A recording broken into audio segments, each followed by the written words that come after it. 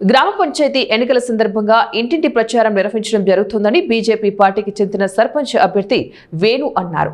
మాసైపేటలో గత 20 సంవత్సరాలుగా Congress TRS party sarpanch, ZPTC, MPTC పదవులు పొందిన గ్రామాన్ని ఎలాంటి అభివృద్ధి లేదన్నారు. బీజేపీ పార్టీకి చెందినటువంటి అభ్యర్థికి ఓటు వేసి గెలిపిస్తే గ్రామ అభివృద్ధి కోసం పాటుపడతానని తెలిపారు. ఊరంతా తిరగడం జరిగింది. గత 20 ఏళ్ల నుంచి టీఆర్ఎస్ కాంగ్రెస్ వాళ్ళను ఎంపీటీసీ సర్పంచ్ గాను వాళ్ళనే గెలిపించారు.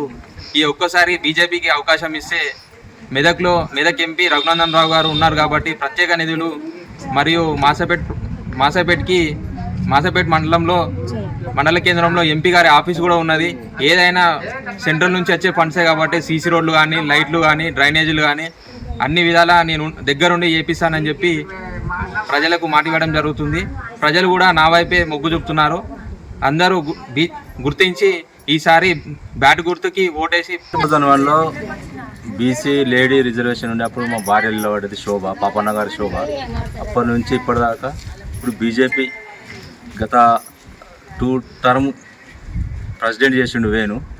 బీజేపీ తరఫున నామినేషన్ వేసిండు.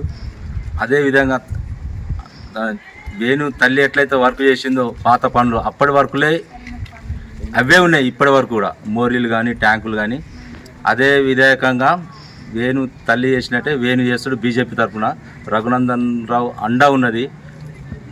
2 సార్లు